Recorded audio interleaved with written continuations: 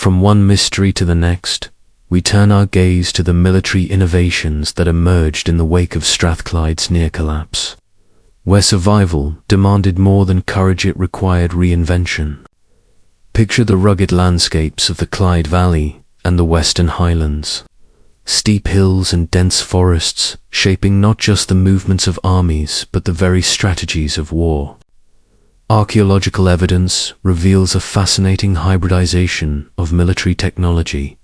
Celtic warriors, long versed in shield walls and hill-fort tactics, began to integrate Scandinavian designs, adopting lighter, more maneuverable longships and weapons forged in the Norse tradition. Some researchers believe these hybrid forces were capable of both land-based skirmishes and rapid coastal strikes, a dual capability that transformed the defensive posture of the kingdom. Fortifications, too, were reimagined. Smaller, distributed strongholds replaced the single towering fortress, each capable of housing a modest garrison, serving as coordination points for mobile units, and providing refuge for the local population. The strategic thinking behind these sites suggests an intimate understanding of Viking raiding patterns, an almost preternatural anticipation of where danger could strike next. Weapons recovered from excavation swords, with Celtic engravings alongside Norse-style axes. Shields painted with hybrid motifs tell a story of cultural and martial synthesis, the tangible evidence of a society that absorbed the tools of its enemy without surrendering its identity. Beyond armaments, the very organization of armies reflected this adaptive approach. Some historians propose that mercenary service, both Norse and British, became a normalized part of military life, creating a fluid network of loyalty that could be mobilized in defense or diplomacy. The psychological landscape was equally transformed. Leaders like King Run had to navigate not only battlefields but complex webs of allegiance, negotiating temporary truces, arranging marriages, and ensuring that military innovation did not come at the cost of political cohesion. And yet, even as these strategies bolstered survival, they introduced new tensions. How much of the Viking influence could be adopted before the kingdom risked losing its own cultural identity? The archaeological record hints at subtle answers artwork blending Norse and Celtic motifs, legal codes retaining British customary principles but accommodating foreign norms, and settlements that reveal cohabitation without apparent conflict. As we imagine the clang of metal, the creak of ships, and the cautious negotiations within fortified halls, we see a society in constant motion, balancing innovation with tradition. But while these adaptations secured Strathclyde for decades, they also set the stage for larger geopolitical pressures that would come in the centuries ahead, prompting the haunting question: could such a delicate equilibrium survive the inevitable march of history? Or was the kingdom merely delaying the inevitable end? Next we move to the economic rebirth of Strathclyde, a kingdom rising from the ashes of siege and displacement, where survival was as much about commerce as it was about swords. Imagine the icy waters of the Irish Sea lapping against rugged shores, Viking longships moored alongside British trading vessels, their crews haggling over silver, furs, and iron. Archaeological evidence from coastal settlements along the Clyde reveals a bustling network of exchange, where Scandinavian merchants and local British traders intertwined their economic lives. Some researchers suggest that Strathclyde's rulers deliberately encouraged this integration, recognizing that prosperity could be a shield as powerful as any fortress. Coins, ingots, and hacksilver discovered at trading sites speak to a sophisticated understanding of commerce, blending weight-based Viking monetary practices with traditional Celtic exchange. The kingdom's control over access to highland resources, iron or copper, and precious metals, made it an invaluable partner for Viking traders seeking wealth beyond mere plunder. Inland markets, too, were revitalized, often centered around religious establishments that doubled as economic hubs, their stone walls witnessing deals and negotiations alongside prayer and ritual. But trade was not the only avenue of recovery. Agriculture and resource management adapted to the post-Viking landscape. Archaeological surveys reveal abandoned or repurposed farmland being cultivated once more, with Norse and British settlers working side by side, sometimes in newly established villages in areas that had been deserted during earlier conflicts. Some scholars believe that intermarriage between these communities not only eased tensions, but also created a workforce capable of sustaining both traditional subsistence farming and more commercial enterprises, generating surplus for trade. The economy, therefore, became a tapestry of adaptation, blending the pragmatic lessons of Viking opportunism with the enduring knowledge of British land management. And yet, economic revival carried subtle risks. Wealth attracted attention, inviting the possibility of raids or diplomatic pressure from neighboring powers like the Kingdom of Alba or remaining Anglo-Saxon lords to the south. Strathclyde's leaders navigated this delicate balance with remarkable skill, ensuring that prosperity reinforced both independence and influence. As we trace the coins, the farmsteads, and the trading posts, we perceive a kingdom negotiating survival in the most intimate of ways, turning commerce into a form of power. But one must wonder, could the mingling of cultures, the reliance on trade with former enemies, and the pressures of resource competition ultimately sow the seeds of a new transformation, one that might be as dramatic as the fall that prompted it? From one mystery to the next, we turn our attention to the spiritual landscape of post-Viking Strathclyde, a realm where faith became both a refuge and a tool of diplomacy. Picture the monasteries rising from mist-covered valleys, their stone walls echoing with the faint sound of chanting monks, while the scent of incense mingled with the crisp Scottish air. Some researchers suggest that these ecclesiastical centres served as more than places of worship, they were arenas of negotiation, where British rulers and Norse settlers met under the watchful gaze of saints and relics, forging alliances and settling disputes in a language of ritual as much as words. Archaeological excavations at sites such as the monastery at Gododdin reveal remnants of wooden crosses, carved stones, and imported artifacts that hint at a syncretic practice. Christian devotion intertwined with Scandinavian symbolic elements, perhaps an effort to coexist peacefully with the pagan newcomers. The careful preservation of traditional Christian worship alongside these Norse influences suggests a society willing to adapt its spiritual framework to the realities of cultural integration. Some evidence points to intermarriage between British clergy and Norse settlers, creating communities where children learned both languages, both myths, and both rituals. The resulting religious landscape was one of subtle compromise and shared symbolism, a mirror of the broader political and social strategies at play. Yet, beneath this apparent harmony, tension simmered. Different interpretations of law, ritual, and morality could flare into disputes, leaving historians to wonder how much was sincere spiritual adaptation versus pragmatic necessity. Scholars debate whether saints like Kentigern of Strathclyde were actively invoked to legitimize British rule in contested regions, or whether their cults merely survived through popular devotion, a quiet resistance to change. The material culture preserved in these monasteries, the intricately carved stones, the burial goods, and the faint traces of wooden structures provides a tangible connection to lives lived in negotiation, faith, and careful diplomacy. These sites were not static. They evolved alongside the kingdom, responding to Viking pressures, shifting alliances, and the demands of governance.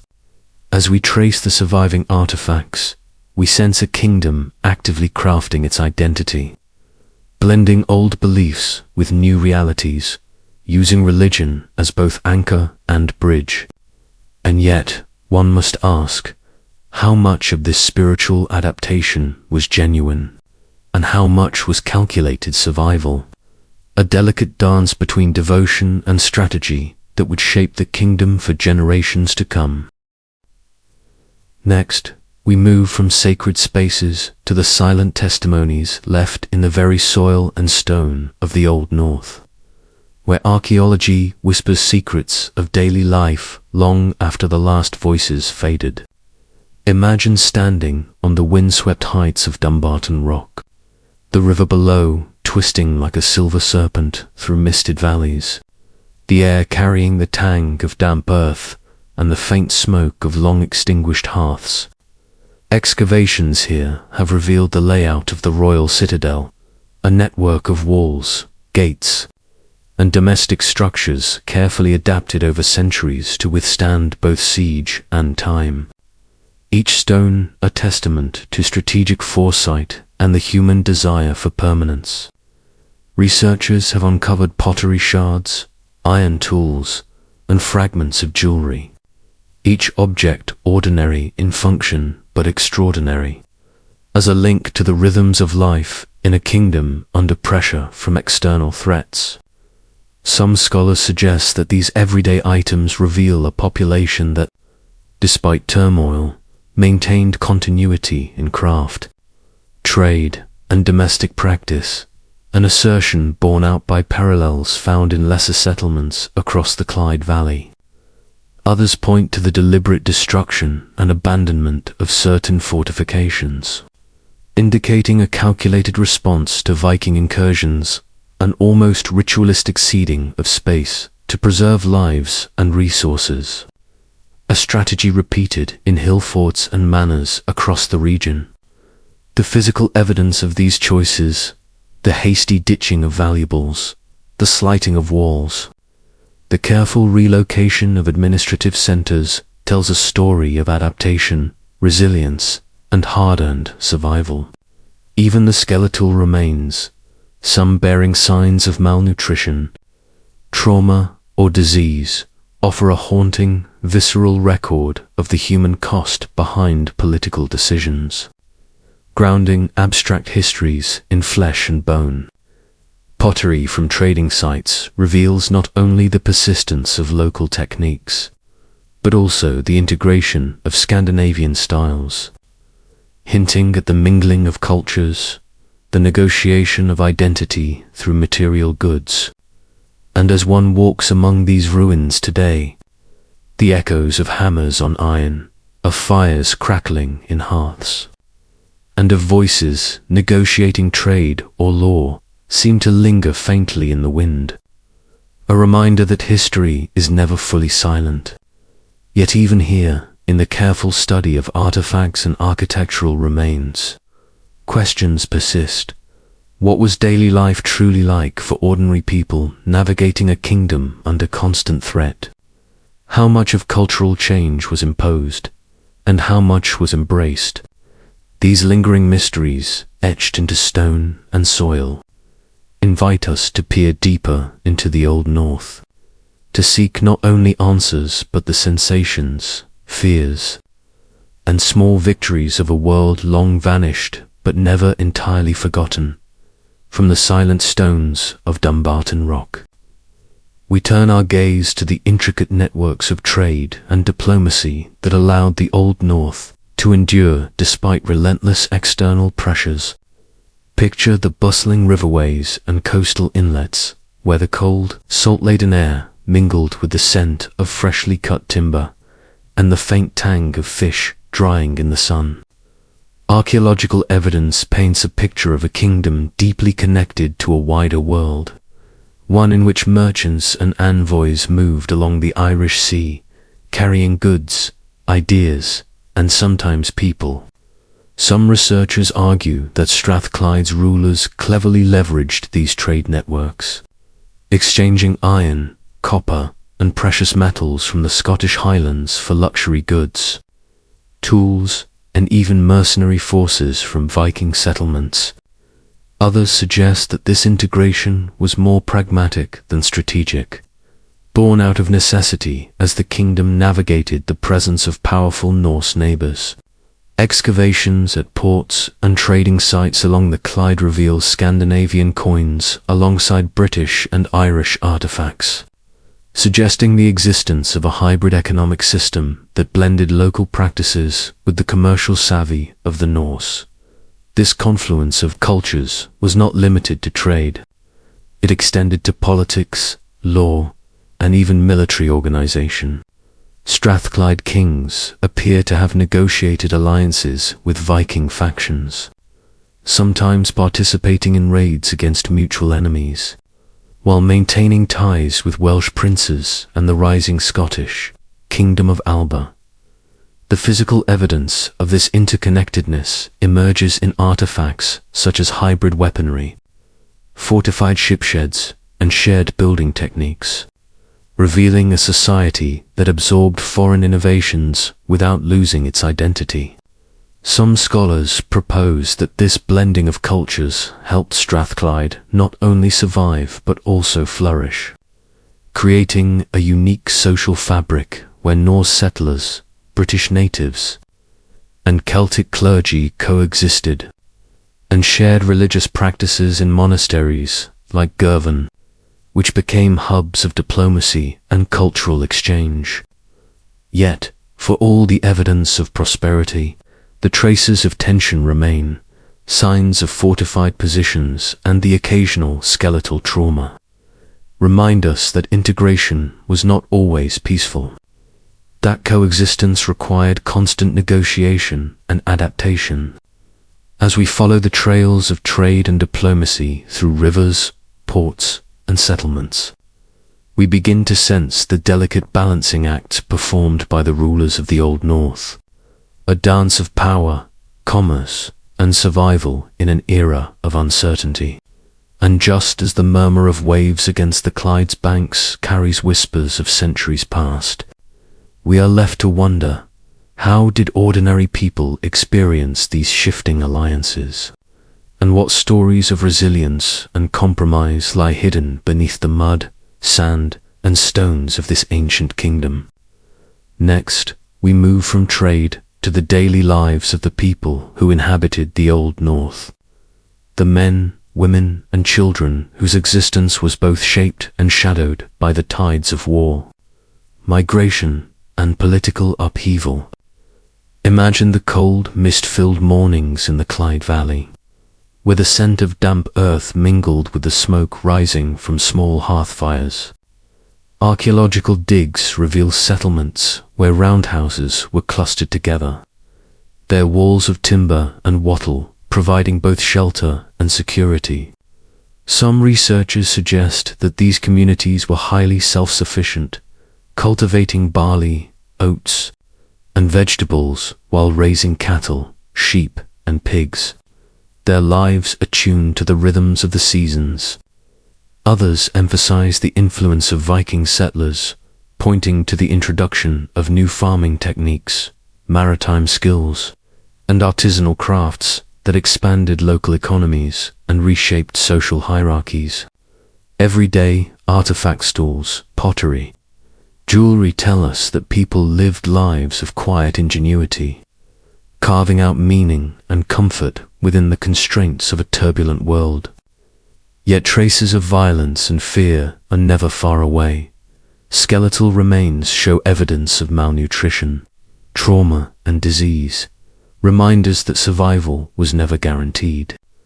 Some families likely fortified their homes and kept small weapons at hand, while others may have relied on networks of kinship and allegiance to nearby strongholds for protection. Religious life offered both solace and structure. Christian monasteries, served as centers not only of worship but of education, administration, and refuge during times of conflict. At the same time, evidence suggests a cautious accommodation of Norse religious practices, hinting at a cultural dialogue that extended even into spiritual life.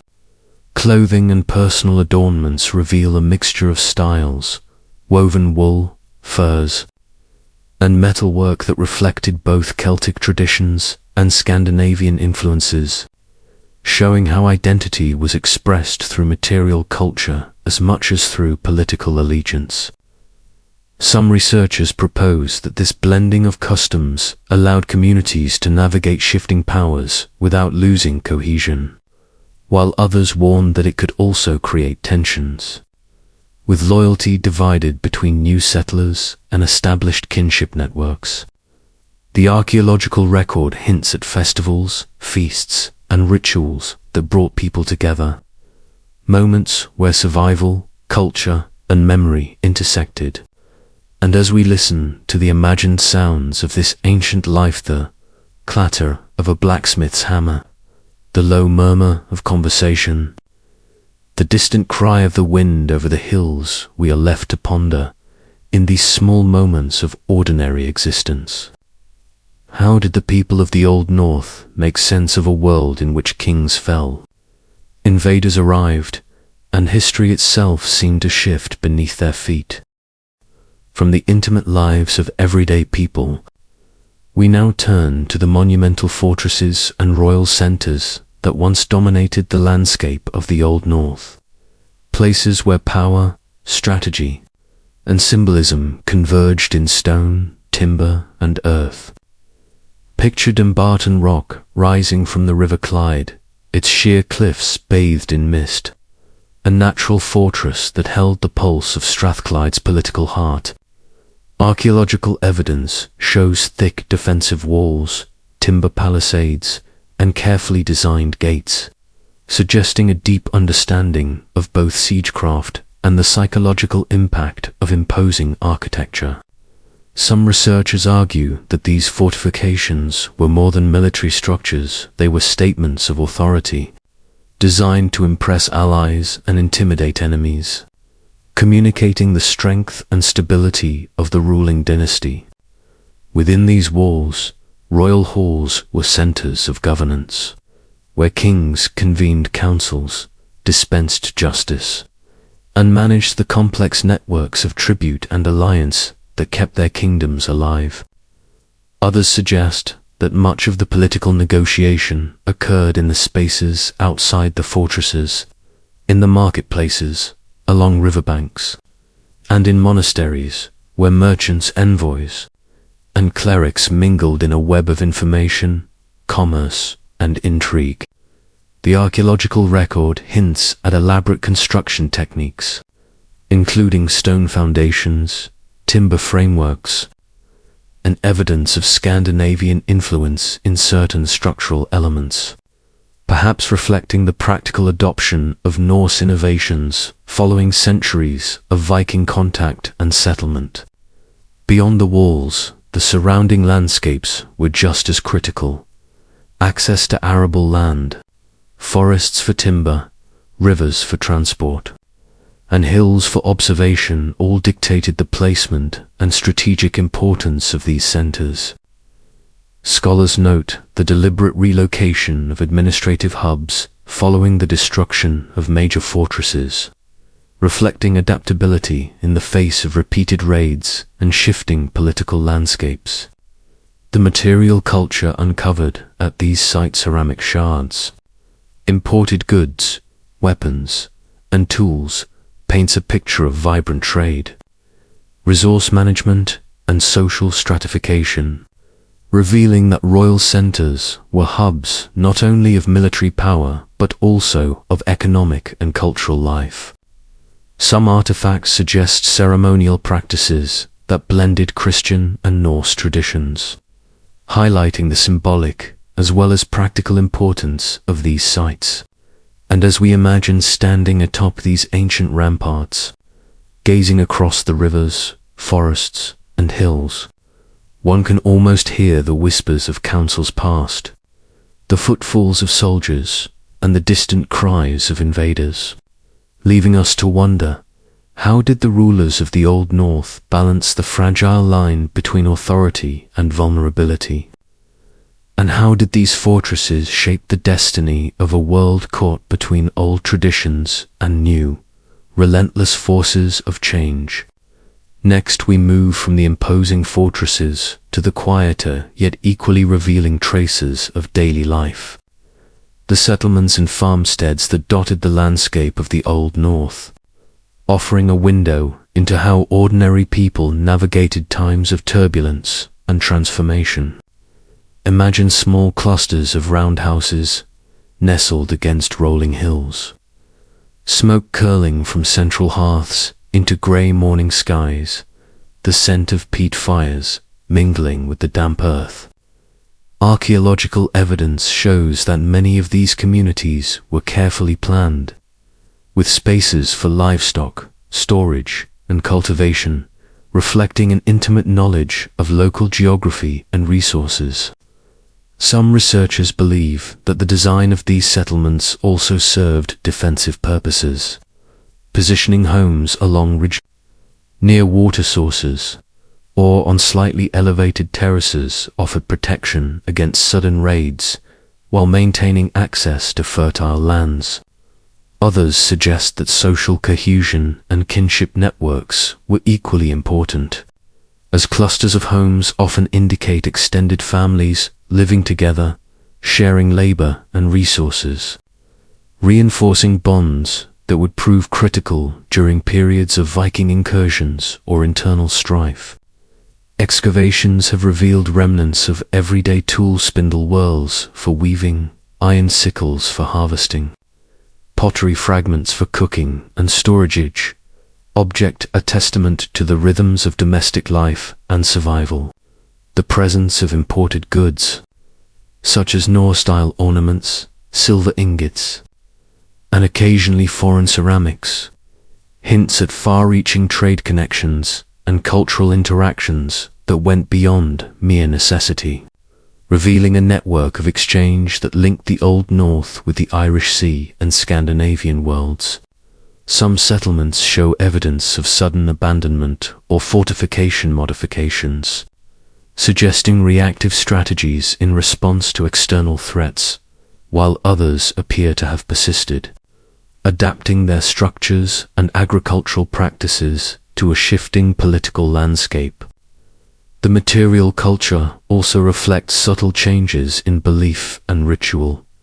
Christian symbols, carved crosses, and ecclesiastical objects intermingle with items of Norse or pagan origin, indicating a blending of spiritual practices that allowed communities to coexist with incoming settlers while preserving aspects of their own traditions. From the arrangement of houses to the placement of storage pits and livestock enclosures, the landscape itself becomes a narrative of resilience, adaptation, and human ingenuity. Walking through these reconstructed villages in imagination, one senses both fragility and endurance. The lives of those who tilled the soil, tended animals, and raised children under the shadow of fortresses and the threat of raiders. And as the sun sets over these settlements, casting long shadows across worn paths and hearthstones, one cannot help but wonder, how did these communities maintain continuity, identity, and culture amidst the turbulence of Viking expansion, political upheaval, and environmental pressures? And what lessons did they unknowingly pass down to future generations in the Old North? From the quiet persistence of settlements, we turn now to the shadowed halls and imposing fortresses where power and authority in the Old North were exercised, where kings and nobles navigated a world of alliances, rivalries, and ever-present threats. Imagine the great stones of Dumbarton Rock rising above the Clyde, mist clinging to its sheer cliffs as the river winds below, a natural fortress transformed into a symbol of political and military authority. Archaeological investigations reveal layers of construction timber palisades, stone curtain walls, and towersage added in response to new threats or technological innovations, illustrating a continuous process of adaptation. Some scholars suggest that these fortresses served not only as military bastions, but also as centers of administration, trade, and diplomacy, where rulers gathered their retainers, resolved disputes, and controlled surrounding lands. Excavated artifacts, such as finely crafted jewelry, imported ceramics, and weaponry indicate a court life that was sophisticated and cosmopolitan, reflecting connections that stretched across the Irish Sea to Norse settlements and beyond. Others emphasize the symbolic power of these strongholds. Their very presence communicated authority and deterred rebellion, projecting strength across the valleys and hills of the region. Evidence of rapid rebuilding and reinforcement following attacks demonstrates a political resilience, as leaders sought to maintain continuity of rule even in the face of catastrophic sieges. Inscriptions, carved stones, and ecclesiastical objects suggest that religious institutions were often intertwined with secular power, with monasteries and churches acting as sites of negotiation, record-keeping, and cultural continuity. The fortresses were also sites of human drama, where decisions of war, diplomacy, and succession were made, often under immense pressure. Some researchers argue that the layout of these sites, with separate quarters for warriors, administrative officials, and the royal household, reflects a careful organization designed to manage resources, personnel, and information efficiently, while maintaining readiness for both attack and ceremonial display. Others suggest that the defensive innovations, including concentric walls, ditches, and strategic use of natural terrain, reveal a sophisticated understanding of military engineering that rivaled contemporary European practices. Walking through these reconstructed halls in imagination, one senses echoes of political maneuvering, whispered alliances, and the tension of anticipation before battle. The fortresses of the Old North were not merely stone and timber. They were the living heart of a civilization negotiating survival and authority in a landscape marked by uncertainty. And as night falls over these ramparts, with the wind moaning through gaps in the walls, one cannot help but ask, what decisions were made here that shaped the fate of entire kingdoms? And how did these centers of power influence the lives of those beyond their walls? In the valleys, farms, and riverside settlements stretching into the wider world. Next, we move from the imposing fortresses to the daily lives of those who inhabited the Old North.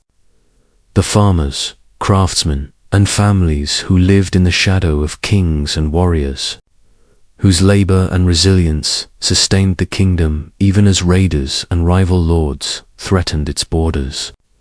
Picture a small settlement along the banks of a mist-shrouded river, the scent of smoke from peat fires mingling with the damp earth, children running barefoot across uneven ground, livestock lowing in pens, and the rhythmic pounding of a blacksmith's hammer echoing across the hills.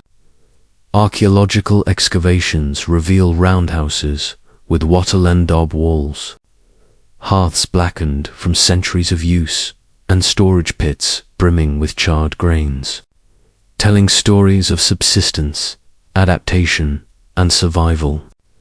Some researchers suggest that the agricultural economy was surprisingly sophisticated, with field systems carefully organized to maximize yield in a challenging landscape, utilizing crop rotation, irrigation, and communal labor.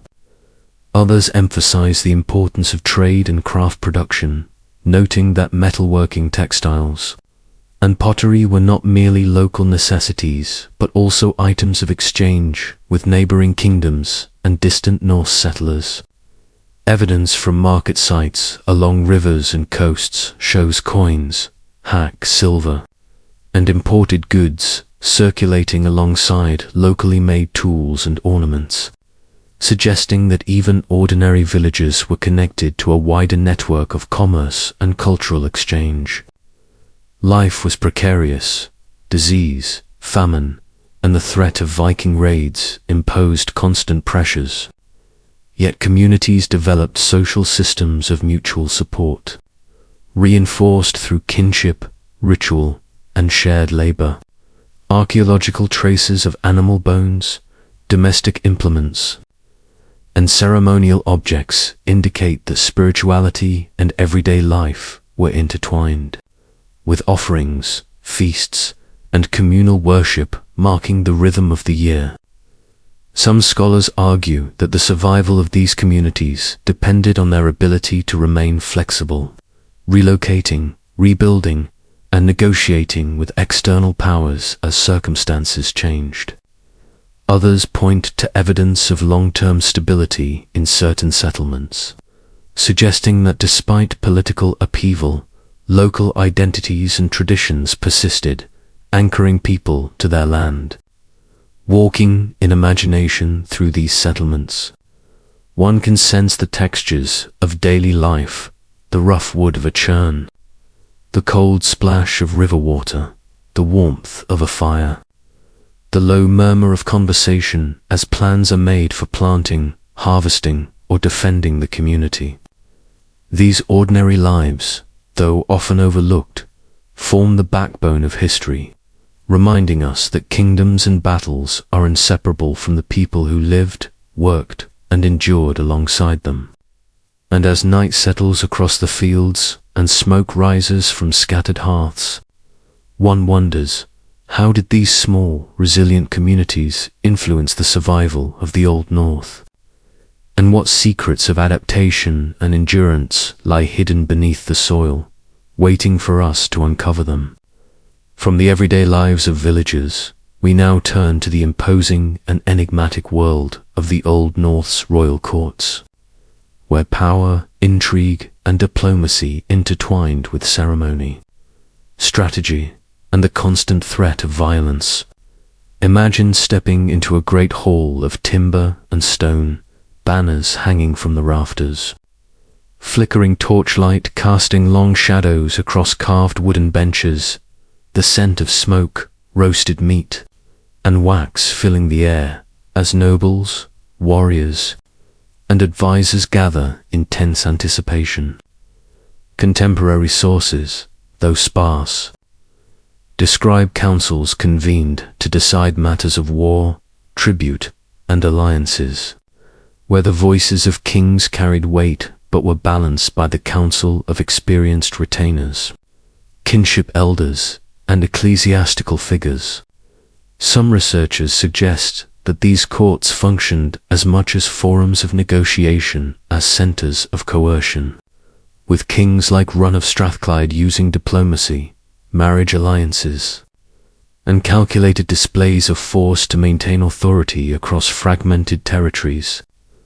Others propose that the court was also a place of spectacle, where ritualized ceremonies, feasts, and performances reinforce social hierarchies and cultural cohesion, projecting power both within the kingdom and to neighboring realms. Archaeological evidence from sites such as Gododdin reveals large halls with carefully laid foundations, traces of high-status artifacts, and ecclesiastical objects, suggesting that the physical spaces of the court were designed to impress, to command attention, and to anchor royal authority in both spiritual and temporal terms. The integration of Norse settlers into the political and social fabric of the kingdom added layers of complexity, requiring kings to navigate hybrid cultural norms and military expectations, often incorporating Scandinavian advisors, mercenaries, and trading partners into governance. Military strategy was not separate from courtly life.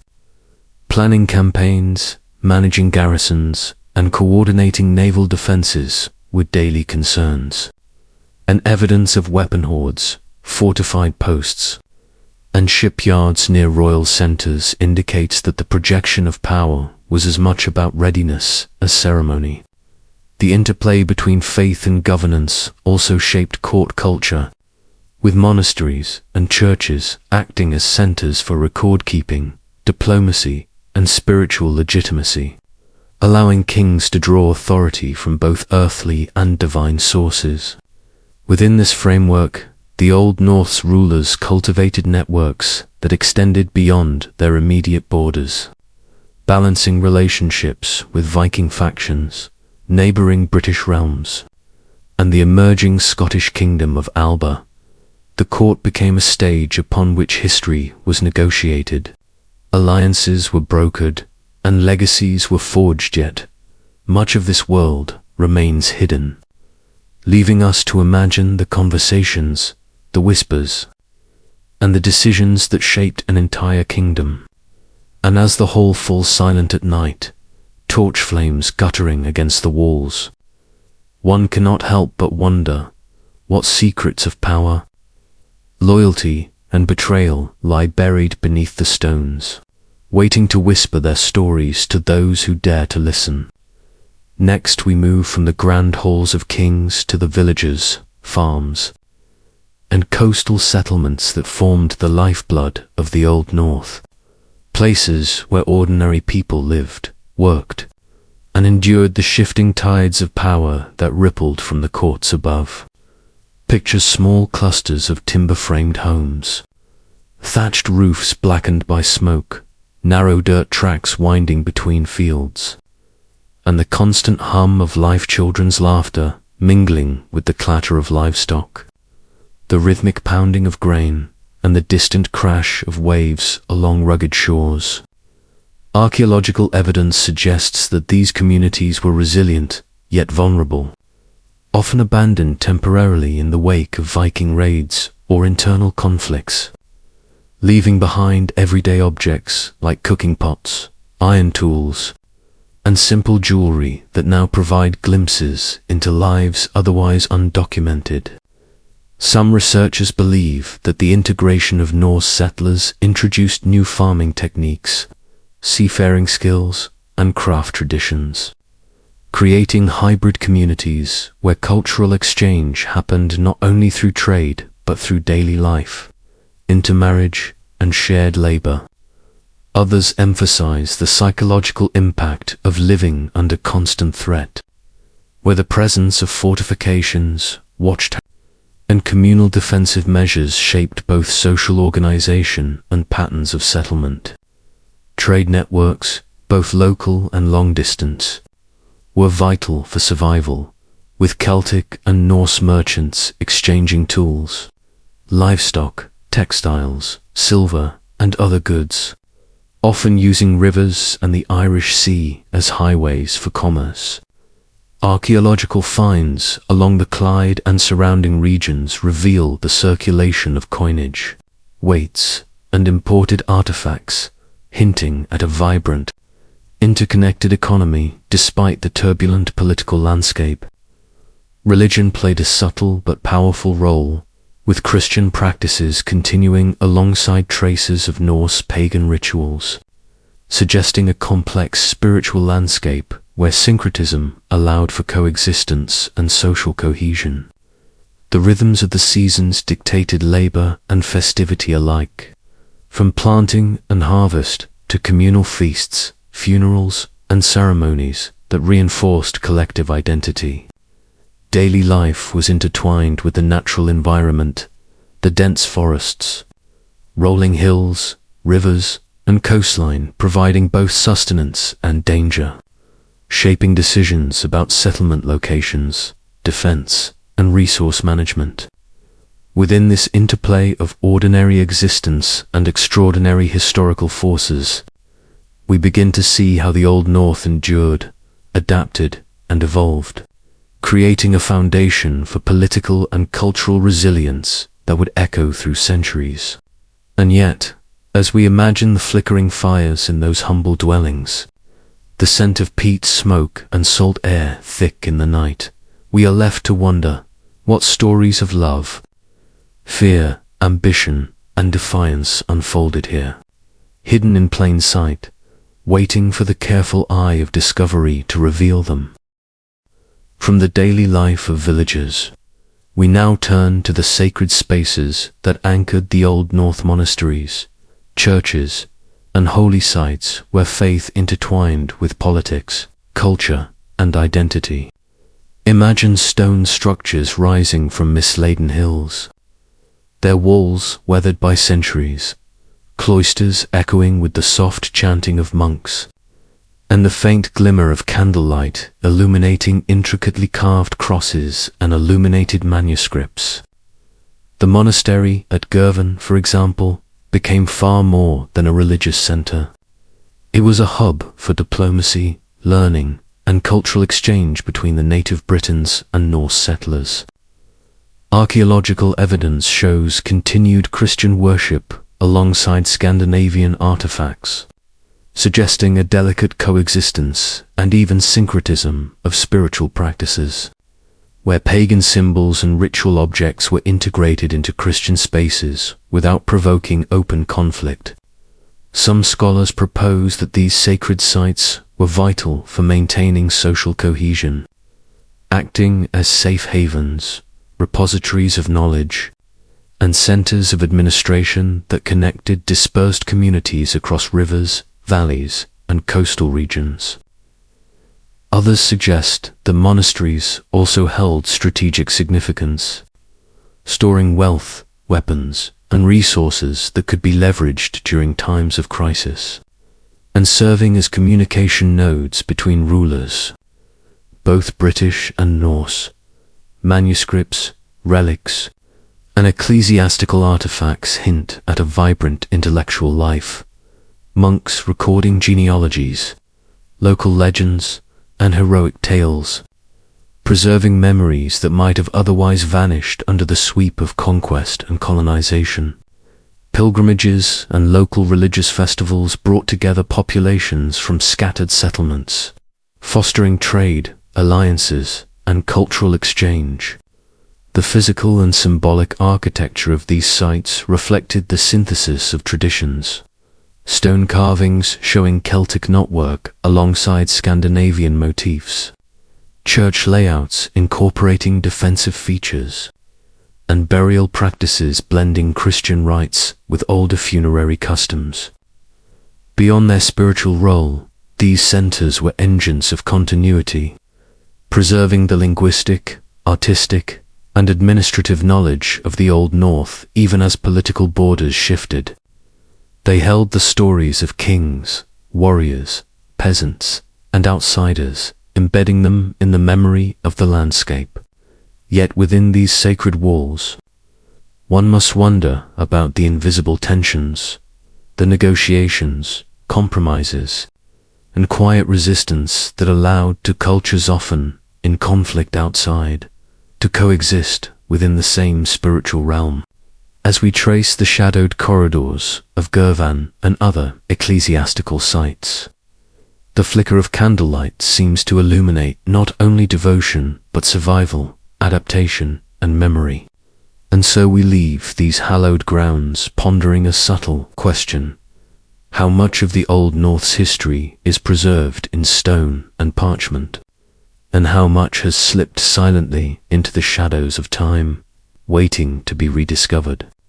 Next we move from sacred spaces to the very bones of the land itself, the settlements and fortifications that bore witness to centuries of struggle, adaptation, and resilience in the Old North. Picture hillforts perched atop windswept ridges, their ramparts scarred by fire and siege, ditches filled with centuries of detritus, and the faint outlines of roundhouses where families once gathered. Archaeological surveys reveal evidence of hasty evacuations, with valuable items abandoned and defensive works deliberately damaged to deny their use to enemies. painting a vivid picture of a society constantly responding to the threat of raiders and rival powers. Some researchers believe these hill forts served not just as military installations, but as centers of administration and economic coordination, places where local chieftains managed resources, organized labor, and coordinated defense. Others suggest that the layout of settlements reflects a complex balance between visibility and concealment, designed to monitor the surrounding landscape while remaining resilient to attack, as if the very terrain had been read and rewritten by generations of strategists. Excavations at sites like Dumbarton, Rock, and Traprain reveal a layering of occupation, where stone foundations and timber structures overlap, each generation rebuilding on the traces of the previous, leaving a palimpsest of human effort and ingenuity. Everyday life, too, emerges from these remnants: pottery shards coated with soot from hearth fires, iron tools shaped for farming or craftsmanship, and remnants of textiles that speak to both necessity and aesthetic expression. The integration of Norse settlers into these communities left subtle yet discernible traces: Scandinavian-style weaponry alongside traditional Celtic arms, imported goods from distant trading networks, and even dietary shifts inferred from animal remains, hinting at new culinary habits and agricultural practices.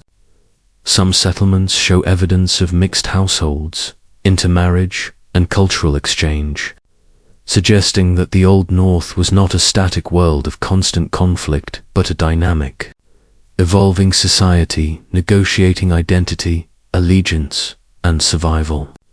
And yet, for all the physical evidence, mysteries remain: which leaders orchestrated these defenses, how local communities communicated across the fragmented landscape, and what daily fears and hopes lingered in the spaces between ramparts and hearths. The echoes of these answers lie buried beneath layers of soil, waiting for archaeologists to uncover them, to reconstruct the rhythms of life in a land shaped by both violence and adaptation. As night falls over these hill forts and the wind sweeps across abandoned fields, one cannot help but feel the persistent presence of the past, a silent witness to the endurance and ingenuity of the Old North, and a whisper that asks, how did ordinary people navigate a world in which history itself seemed perpetually under siege? From the stones and ramparts, we now turn our attention to the waterways that threaded through the Old North, the rivers, lochs, and estuaries that shaped commerce, conflict, and connection across this rugged landscape. Imagine the Clyde, the Forth, and the Tay, their waters glinting under a low sun, carrying longships and smaller craft alike, vessels that were as much tools of survival as instruments of war. Some researchers suggest that control of these waterways was as critical as control of any fortress. 4 rivers acted as highways in a terrain dominated by dense forests, marshes, and mountains, linking distant settlements and enabling rapid movement of armies, traders, and settlers. Archaeological surveys along riverbanks revealed docks and wharves, traces of moored ships, and remnants of timber-bird boat sheds, showing a sophisticated understanding of engineering and logistics. Others point to the presence of Norse artifacts at inland sites, suggesting that Viking raiders and traders penetrated far beyond the coast, moving through an intricate network of rivers and overland portages that connected the interior to the Irish Sea. These waterways were not merely conduits for commerce. They were lifelines, sources of fish, transportation, and strategic advantage. Seasonal flooding, shifting currents, and the unpredictable weather would have shaped the rhythms of life, influencing settlement patterns, crop planting, and the timing of raids. Some historians propose that riverine mobility allowed Strathclyde and neighbouring territories to project military power more flexibly than any static fortress could, while others suggest that it created vulnerabilities, offering invaders multiple routes to strike unexpectedly. Fishing weirs, salt pans, and evidence of trade goods buried in riverine sediments hint at an economy intimately tied to water, a delicate balance between sustenance, wealth, and exposure to risk. Even today, sediment cores and underwater surveys reveal layers of human activity, from abandoned harbors to discarded weapons, each artifact whispering a fragment of a story shaped by currents, tides, and the ever-present threat of attack.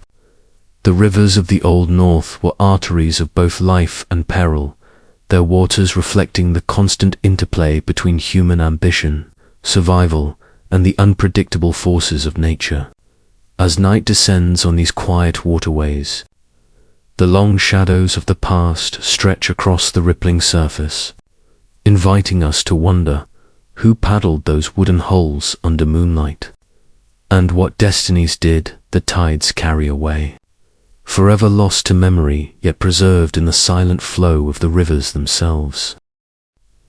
Next we move to the quiet yet powerful pulse of the Old North's religious life, where stone crosses, monastic enclosures, and the faint outlines of chapels tell stories of faith, adaptation, and resilience. Picture the monastery at Gododdin, its carved stones worn smooth by centuries of rain, their intricate designs both a testament to artistic skill and a coded language of belief, diplomacy, and identity. Some researchers suggest that these ecclesiastical centers were not merely spiritual refuges, but also hubs of political negotiation, education, and cultural preservation, preserving knowledge in manuscripts, annals, and oral traditions even as the secular world around them was fractured by raids and conquest. Others point to the integration of Norse settlers into these Christian spaces, noting that Scandinavian artifacts, alongside traditional Celtic symbols, indicate a level of religious syncretism rarely seen elsewhere, a quiet compromise that allowed communities to survive amid shifting powers. Monks and clerics would have moved between workshops and scriptoriums, copying texts, crafting metalwork, and performing ceremonies that reinforced both divine and temporal authority. The echo of chants, the scent of smoke from ritual fires, and the occasional clang of a bell over the misty riverbank would have created a sensory world that reinforced communal identity, while signaling continuity across generations. Some scholars argue that saints' cults, particularly figures like Saint Kentigern, played crucial roles in uniting scattered populations under spiritual frameworks that transcended local political instability.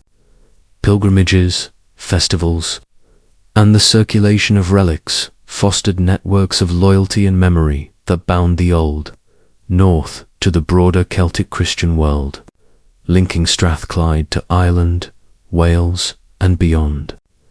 Archaeological digs reveal burial practices that blended Norse and British customs, with grave goods, stone markers, and orientations reflecting negotiations between old beliefs and new realities. Even in moments of profound crisis, faith seems to have provided a stabilizing rhythm, marking the passage of seasons, the timing of harvests, and the cycles of birth and death. The monasteries themselves were fortified, sometimes serving as last refuges during raids, while simultaneously acting as centers of learning and diplomacy. Walking among these silent stones today, one can almost hear the whispers of scribes recording names, events, and prayers that might otherwise have been lost, each stroke of ink a defiance against time and turmoil. As we leave these sacred spaces, the question lingers: How did faith shape survival, identity, and resilience in a land constantly threatened by outsiders and internal strife? And what truths from these holy places remain hidden, waiting for us to uncover their secrets? From one mystery to the next, we turn to the material culture of the Old North, the tangible remnants of daily life that reveal as much about ordinary people as they do about kings and warriors. Imagine the quiet villages and fortified farmsteads scattered across the Clyde Valley and beyond, where the traces of hearths, pottery, and tools whisper stories of survival, adaptation, and ingenuity. Some researchers suggest that the hybridization of British and Norse craft techniques, visible in everything from metalwork to textiles, was not only practical but symbolic, a visual assertion of coexistence in a world marked by constant upheaval. Archaeological evidence reveals workshops where iron blades, farming implements, and decorative objects were produced, their designs blending Scandinavian precision with Celtic motifs, creating artifacts that were both functional and culturally expressive. Others point to the deliberate placement of certain items in graves or hoards, perhaps as offerings, markers of status, or protective gestures, hinting at a worldview where the material and spiritual realms were intimately connected. Walking through the remains of settlements, one can almost hear the clatter of a smith's hammer, the chatter of families around a fire, the lowing of livestock, and the distant roar of a river cutting through ancient glens, all forming the backdrop of everyday life that persisted despite political instability. The distribution of silver coins, hacks, and trade goods demonstrates that these communities were not isolated but active participants in regional and even international trade networks, exchanging resources with Viking settlers, Irish merchants, and the wider Celtic world. Evidence of domestic architecture, stone foundations, post holes, and timber remnants shows a careful adaptation to the rugged landscape, a blending of defensive necessity with practical living, and the creation of spaces that were simultaneously protective, functional, and symbolic of community identity. The integration of foreign materials and techniques into local life suggests a remarkable flexibility and pragmatism, a willingness to adopt what was useful while preserving the familiar, even in abandoned sites. The scattered remains of tools, personal ornaments, and everyday vessels tell silent stories of sudden departures, hasty evacuations, and the impermanence of human endeavor in the face of violence and displacement. Through these traces, we glimpse the rhythms of life, the seasonal cycles, the labor, the celebrations, the quiet moments of reflection that shaped a people resilient in both body and spirit. Yet, as much as these artifacts reveal, they also conceal. Countless objects and structures remain undiscovered, their purposes and stories lost to time, leaving us to wonder what secrets the next excavation might uncover, and what further mysteries of daily life in the Old North still lie buried beneath the earth, waiting for patient hands to bring them back into the light. And now, as we reach the final chapter of our journey through the Old North, we pause to consider the lasting echoes of a civilization that has long since vanished, yet whose influence continues to ripple through the landscapes, languages, and legends of Britain. Sit back, relax, and let your mind drift over the mist-covered valleys, the rugged hills, and the winding rivers that once cradled kingdoms of Strathclyde, Rheged, Gododdin, and beyond. Scholars and archaeologists remind us that, while political independence ended, the cultural, legal, and spiritual legacies of these northern British realms endured, woven into the very fabric of medieval society, from place names still whispered across southern Scotland to the preserved linguistic patterns that trace back to Cumbric and early Welsh. Every corner of the former Old North carries the imprint of its original inhabitants. Some researchers believe that even the tales of Arthur and his companions, immortalized in medieval Welsh and continental literature, are more than myth. They are echoes of the strategies, battles, and leadership practices of real northern British rulers, transformed over centuries into legend. Others caution that these stories, while rooted in historical memory, are also shaped by the cultural needs of later audiences, a mixture of truth and imagination that both preserves and reshapes the past. Archaeological evidence from former royal centres, ecclesiastical sites, and fortified settlements demonstrates continuity in urban planning, religious practice, and craftsmanship, suggesting that adaptation rather than collapse defined the transition into Scottish and Anglo-Norman dominance. Everyday objects, from intricately carved stones to utilitarian tools, speak to a people deeply connected to their environment, capable of blending innovation with tradition, and resilient in the face of external pressures from Vikings, Scots, and other emerging powers. The Old North, in its last days and its enduring memory, exemplifies the delicate balance between survival and transformation, showing how societies can absorb foreign influence, adopt new technologies, and integrate with broader networks while still preserving core identities. As we close this long exploration, one cannot help but feel a sense of awe at the depth and richness of these northern kingdoms, the complexity of their social systems, and the sophistication of their political, cultural, and economic achievements. And yet, a quiet mystery remains beneath every hill, in every riverbank, and within every fragment of stone or silver. There are stories we have yet to uncover, layers of history that may never fully reveal themselves, but which continue to whisper across time, inviting us to remember, to imagine, and to wonder. The Old North is gone, yet it is everywhere, living quietly in the land, in legend, and in the enduring human desire to connect with a past that is both distant and intimately familiar. Close your eyes for a moment and imagine a landscape older than the kingdoms we know, older than the borders we draw, older even than the languages we speak.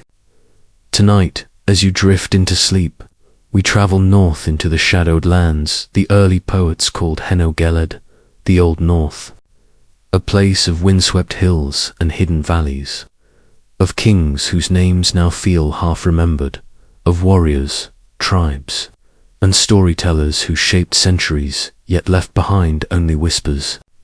Sit back, relax, and let the mist roll in as we begin our slow descent into a world where myth and memory blend. This journey starts long before the time of kings and carved stones, before the sound of clashing iron, before the echo of horse hooves on wet earth. It begins with the land itself. Picture the deep greens of the northern forests, the scattered glimmers of rivers cutting through ancient rock, the soft rumble of distant thunder rolling across open moorland. These were the first characters in the Old North's story, the land, the storms, the seasons. And then came the people. Archaeologists tell us that long before kingdoms rose, this region was home to tribal communities shaped by the cold, by the mountains, by the constant pulse of survival. Some researchers believe they followed the slow rhythms of migration, moving with animals and seasons.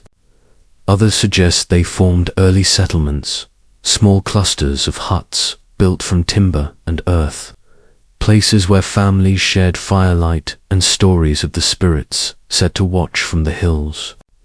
This era leaves few clear answers, only fragment shards of pottery, stone tools, faint circular marks in the ground where ancient dwellings once stood. Yet when you close your eyes, you can almost imagine the sound of crackling fires and the low murmur of voices carried by the wind. As time passed, these communities evolved into tribes Brigontus, Votadini, Selgavi, Novanta, names that today feel like echoes in a cavern, fading yet strangely familiar. Some scholars think these tribes traded with distant regions. Others think they lived mostly in isolation, shaped by their harsh environment. But in every theory there is one recurring idea: mystery. Mystery in how they lived. Mystery in what they believed. Mystery in how they saw their world. And as you drift deeper into this story, remember that the Old North is not a tale of certainty, is a long, winding path through fog, where each step reveals just enough to keep you moving forward. Because next, we move to the moment when a foreign power cast its long shadow across these lands, changing everything as the mists of time gather. We arrive at the era when the Old North began to take shape under the weight of new powers and unseen threats. Picture a fortress perched on a rocky promontory, its walls darkened by smoke, its gates braced against the unknown. This was Dumbarton Rock, the heart of the kingdom of Strathclyde, rising defiantly over the Clyde estuary, commanding the river like a sentinel of old. Archaeological evidence shows that it was not merely a defensive structure, but a symbol of authority, a hub for kings and warriors, priests and craftsmen, a place where the pulse of life echoed across stone halls and wooden longhouses. Some researchers believe that its fortifications were designed to withstand generations of siege, while others suggest that no human construction could ever truly repel the tides of history. And then came the Vikings. The first sighting of longships slicing through fog along the western waters must have sent shivers across the defenders. Contemporary sources speak of raiders arriving with hundreds of ships, their sails black or blood red, their warriors trained for speed, terror, and sudden destruction. Human remains unearthed near these sites tell a story of suffering, malnutrition, disease, the scars of combattle markers of lives stretched to their breaking point under the shadow of invasion. When the fortress finally fell, it was more than a military defeat. It was a statement, a warning to every ruler across the Old North. The Vikings did not simply claim territory, they enslaved, they displaced, they dismantled. Ships returned laden with captives, bound for markets in Dublin and beyond. Evidence of one of the largest forced population transfers of the early medieval world. The collapse of Strathclyde's central authority left the Clyde Valley in chaos. Local nobles either fled to distant strongholds or bent to Viking dominance, abandoning ancestral homes and deliberate destruction marking their retreat. Hillforts and manors show signs of hasty evacuation, valuables left behind, defensive works intentionally damaged, the air heavy with uncertainty. And yet, out of this destruction, a new order began to form. Archaeological layers suggest a kingdom learning, adapting, surviving. Leadership shifted to figures like King Run, who navigated treacherous waters, forging alliances with both Norse settlers and neighboring Celtic rulers. Trade networks emerged, fortified sites were redesigned, and hybrid military strategies blended British and Scandinavian techniques. The Old North was no longer just a land of passive resistance, became a crucible of adaptation, a place where survival required cunning as much as courage.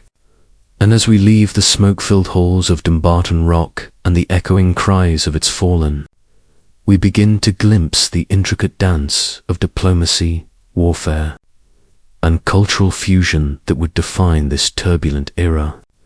And we are left to wonder, how does a kingdom survive when the world itself seems set against it? Next, we move deeper into the story of Strathclyde's survival, where the kingdom's very identity was reshaped by the relentless pressure of Viking expansion and shifting alliances.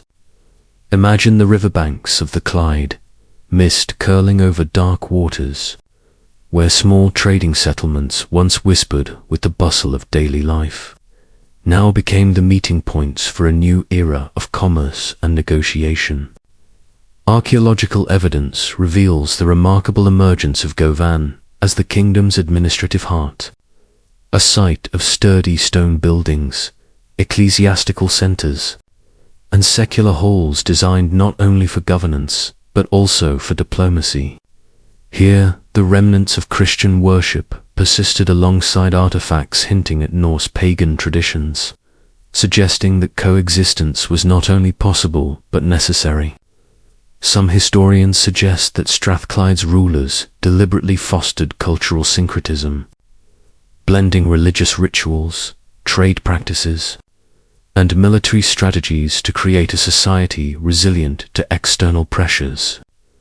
The Vikings themselves were no longer merely invaders, they became neighbors, traders, and at times mercenaries, their longships moored alongside British barges, their silver coins mingling with Celtic currency in bustling market centres. Archaeological finds along the Clyde and western coast show hybrid weaponry and fortifications, the fusion of Scandinavian construction methods with native defensive techniques, demonstrating that survival demanded adaptation at every level. At the same time, the kingdom's rulers cultivated alliances with neighbouring powers, the Scottish kingdom of Alba, remnants of Welsh territories, and even distant Irish settlements. These alliances were fragile, contingent on marriages, gift exchanges, and military cooperation, yet they formed the web of political strategy that kept Strathclyde intact. Everyday life in this era would have been marked by tension, negotiation, and the constant vigilance of a people who knew the sea could bring doom at any moment.